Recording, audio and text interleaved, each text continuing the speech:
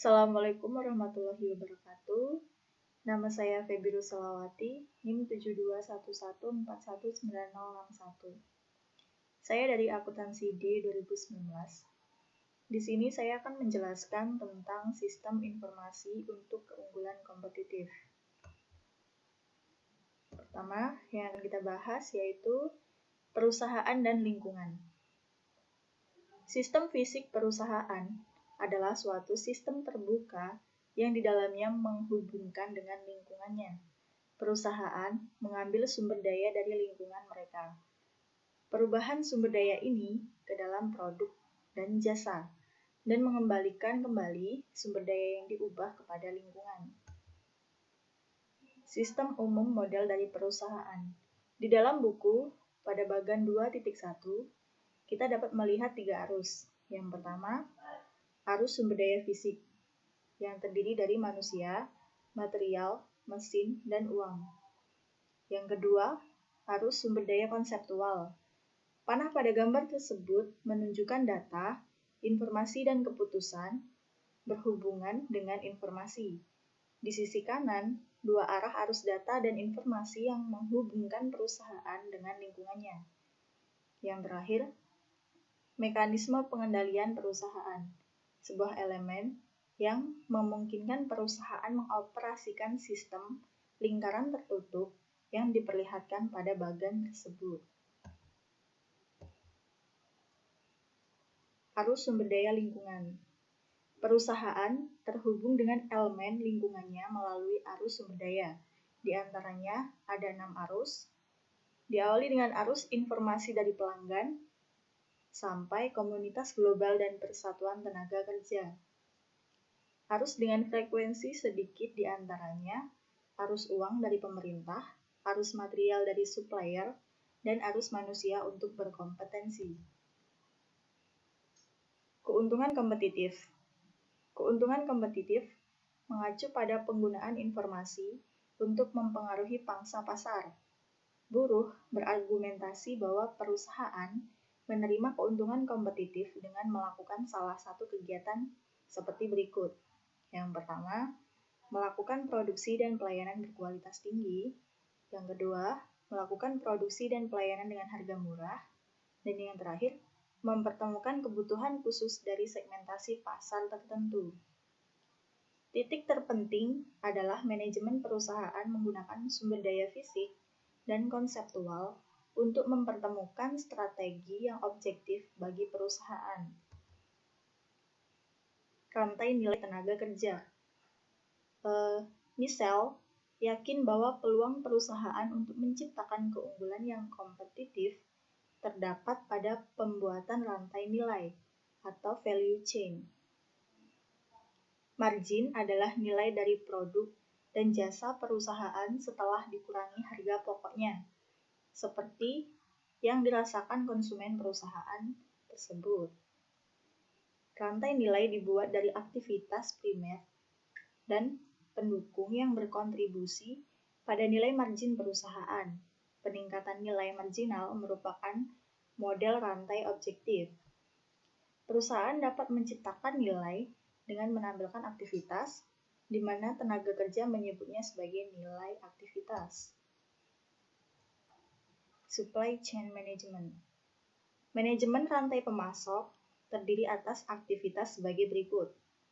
Di antaranya, meramalkan permintaan pelanggan, membuat jadwal produksi, menyiapkan jaringan transportasi, memesan persediaan pengganti dari para pemasok, mengelola persediaan bahan-bahan mentah, barang dalam proses, dan barang jadi, melakukan produksi, melakukan transportasi sumber daya kepada pelanggan, dan melacak aliran sumber daya dari pemasok. Selanjutnya, pengembangan ruang lingkup rantai nilai. Keuntungan tambahan dapat dicapai dengan menghubungkan rantai nilai perusahaan pada organisasi-organisasi lain dalam IOS atau Inter-Organization System. Partisipasi perusahaan atau partner bisnis bekerja sebagai unit terkoordinasi, menciptakan sinergi yang tidak dapat dicapai dengan bekerja sendiri-sendiri. dimensi keunggulan kompetitif. Yang pertama itu ada keunggulan strategis, yakni perencanaan digunakan untuk mencapai sebuah keuntungan.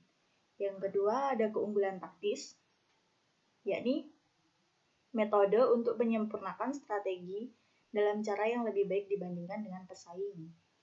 Yang terakhir ada keunggulan operasional, transaksi dan proses harian yang memberikan keuntungan.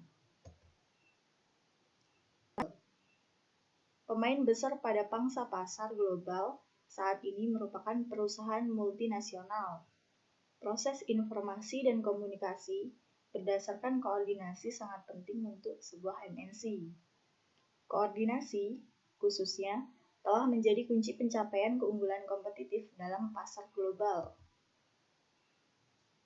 Di sini ada keuntungan koordinasi, ada 7, diantaranya fleksibilitas dalam merespon pesaing dari berbagai negara dan pasar, sampai dengan kemampuan untuk meraih dan mempertahankan keragaman produk perusahaan.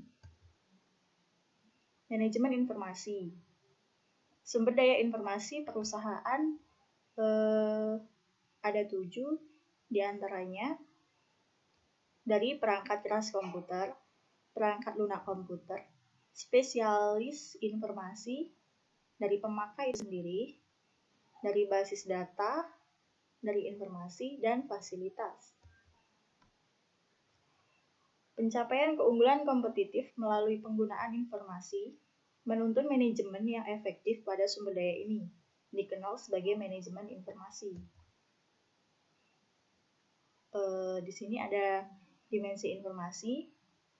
Informasi dipandang memiliki 4 dasar dimensi yang berkontribusi terhadap nilai informasi. Yang pertama ada keterkaitan, yang kedua ada keakuratan, tepat waktu, dan lengkap.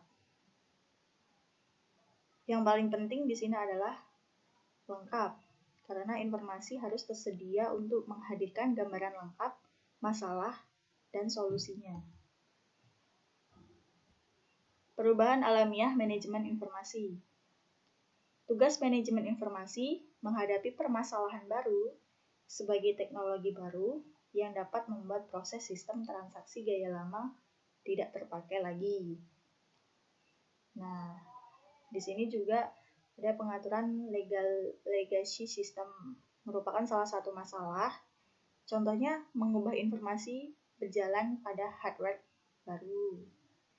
Penggunaan data multimedia berarti bahwa manajemen citra saat ini sebagai tugas kedua yang penting untuk manajer informasi.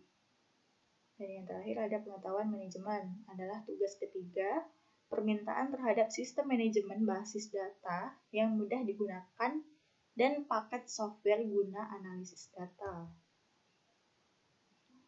Selanjutnya perencanaan strategis sumber daya informasi.